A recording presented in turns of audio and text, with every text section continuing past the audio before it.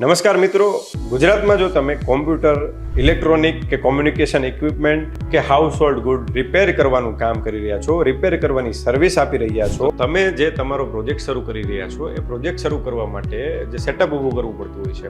આપણા પ્રોજેક્ટની અંદર માની લો ઓફિસ બિલ્ડિંગ લેવું પડતું હોય, શેડ લેવું પડતું હોય, અથવા તો મશીનરી ઇક્વિપમેન્ટ લેવા પડતા હોય, ફર્નિચર ફિક્સચર કરવું પડતું હોય છે. તો આ બધા જે ખર્ચા આપણે કરીએ છીએ, કેપિટલ કોસ્ટ કરીએ છીએ, કેપિટલ એક્સપેન્ડિચર કરીએ છીએ.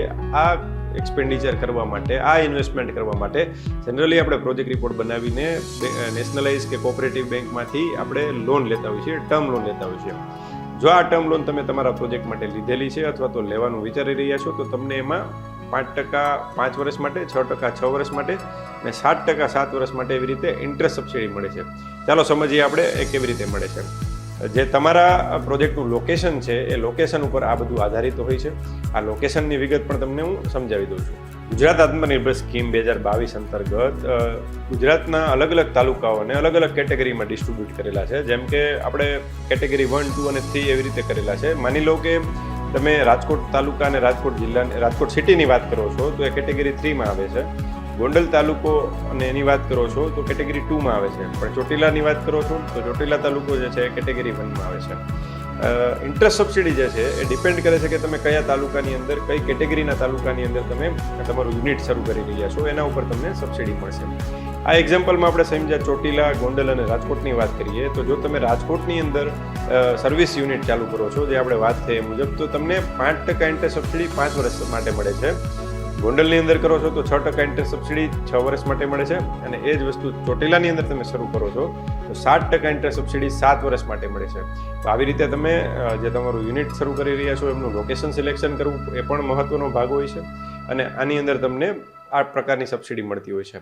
ખાસ કરીને જ્યારે તમે આ યુનિટ બનાવવાનું વિચારો છો ત્યારે તમે કયા કોન્સ્ટિટ્યુશનમાં બનાવો છો, ઇન્ડિવિજ્યુઅલ કેપેસિટીમાં, પ્રોપ્રાઇટરશીપમાં કરો છો, પાર્ટનરશીપમાં કરો છો, LLPમાં કરો છો, પ્રાઇવેટ લિમિટેડ કંપની બનાવો છો, એમાં પણ ઘણો બધો ફેર પડતો હોય છે. જેમ કે તમે જો ઇન્ડિવિજ્યુઅલ છો અને વુમન એન્ટરપ્રિન્યોર છો તો તમને 1% એડિશનલ ઇન્ટરેસ્ટ સબસિડી મળતી હોય છે. તમારી એજ 35 વર્ષથી નીચેની છે તો પણ તમને 1% એડિશનલ ઇન્ટરેસ્ટ સબસિડી મળતી હોય છે. જેમ કે તમને 5% મળવાપાત્ર છે રાજકોટની અંદર, તો એ 5% વાળા વુમનના કેસમાં 6% થઈ જાય અને એ વુમન 35 વર્ષથી નીચે હોય તો 7% થઈ જાય. મેલ કેન્ડિડેટ હોય, મેલ એન્ટરપ્રિન્યોર હોય અને એ કરે છે 35 વર્ષથી નીચે છે તો એમને પણ 5% પ્લસ 1% મળે છે. LLP કે પ્રાઇવેટ લિમિટેડ કંપનીને DPIITનું રજિસ્ટ્રેશન એટલે કે સ્ટાર્ટઅપનું રજિસ્ટ્રેશન કરીને જો તમે શરૂ કરો છો તો એવા કેસમાં પણ 1% એડિશનલ તમને મળતો હોય છે. આ ઘણા બધા પ્રકારે તમે ઇન્ટરેસ્ટ સબસિડીનું પ્લાનિંગ કરી શકો છો અને વધુમાં વધુ ઇન્ટરેસ્ટ સબસિડીનો તમે 5%થી લઈને આમ કેલ્ક્યુલેટ કરો તો 9% સુધીનો લાભ લઈ શકો છો. પણ મેક્સિમમ જે તમે લાભ લ્યો છો એ બાદ કરતાં જે તમારી ટર્મ લોન છે એમાંથી 2% ઇન્ટરેસ્ટ તો તમારે ભોગવવું પડે છે. એટલે કે 10%ની લોન હોય તો વધુમાં વધુ 8% ઇન્ટરેસ્ટ સબસિડી લઈ શકાય. તો આ ઇન્ટરેસ્ટ સબસિડીની આપણે વાત કરી. આની અંદર ખાસ જોવું એ પડે કે જે તમે ટર્મ લોનનું ઇન્સ્ટોલમેન્ટ પે કરો છો અને એની અંદર જે ઇન્ટરેસ્ટ પે કરો છો એ ઇન્ટરેસ્ટ જ તમને સબસિડી તરીકે પાછું મળશે. પેનલ ઇન્ટરેસ્ટ કે અધર ચાર્જિસ પેમેન્ટ કરેલા હશે તો એ નહીં મળે. તમે જો ડિફોલ્ટ કર્યો છે કે ભાઈ કોઈ કારણોસર હપ્તા નથી ભરી શક્યા, ડિફોલ્ટ થયેલો છે, તો ડિફોલ્ટ પીરિયડનું ઇન્ટરેસ્ટ છે એ પણ સબસિડી રૂપે તમને પાછું મળશે નહીં. અને આવા સર્વિસ યુનિટને ખાસ કરીને 10થી વધારે લોકોને એમ્પ્લોયમેન્ટ આપવું ફરજિયાત છે આ યુનિટ કરો છો ત્યારે. અને GST નંબર લેવો ફરજિયાત છે. તમારું સોફેક લાઇસન્સ હોય તો સોફેક લાઇસન્સ લેવું જરૂરી છે. ઉદ્યમ રજિસ્ટ્રેશન કરવું જરૂરી છે. તો આ બધા જ લાઇસન્સો અને 10 લોકોનો રોજગાર અને જે GSTની વાત છે તમે ફૂલફિલ કરો છો તો તમારું યુનિટ જે છે એ સબસિડી મેળવવાને પાત્ર છે.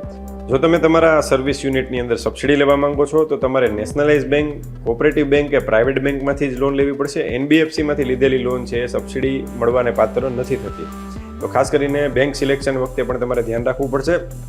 અને ખાસ જે એમ્પ્લોયમેન્ટ તમે 10 લોકોનું આપો છો એમાંથી 85% લોકો જે છે એ લોકલ ગુજરાતના હોવા જોઈએ અને બાકીના લોકો છે બહારના હશે તો ચાલશે.